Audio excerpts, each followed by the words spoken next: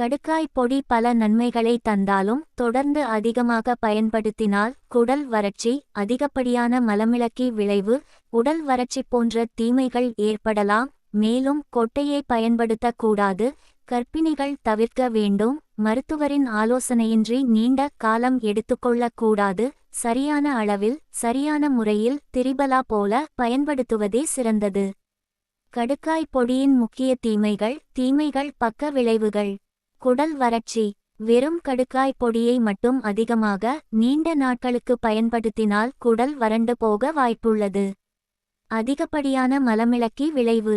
சிலருக்கு அதிகப்படியான வயிற்றுப்போக்கு அல்லது வயிற்று பிடிப்பை ஏற்படுத்தலாம்.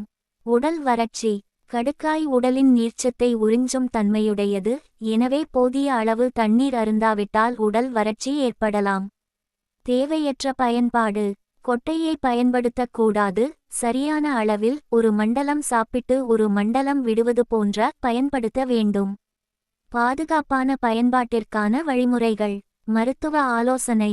மருத்துவ நிபுணரின் ஆலோசனைக்கு பிறகே பயன்படுத்த வேண்டும். அளவு முக்கியம்.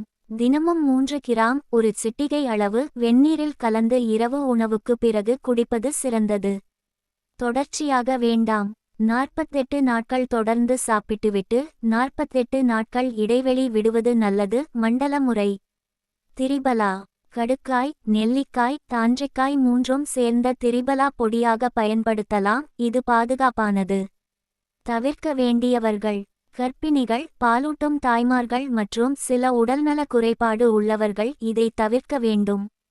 சுருக்கமாக, கடுக்காய் ஒரு சிறந்த மூலிகை என்றாலும் அதன் தீமைகளை தவிர்க்க முறையான பயன்பாடு அவசியம்.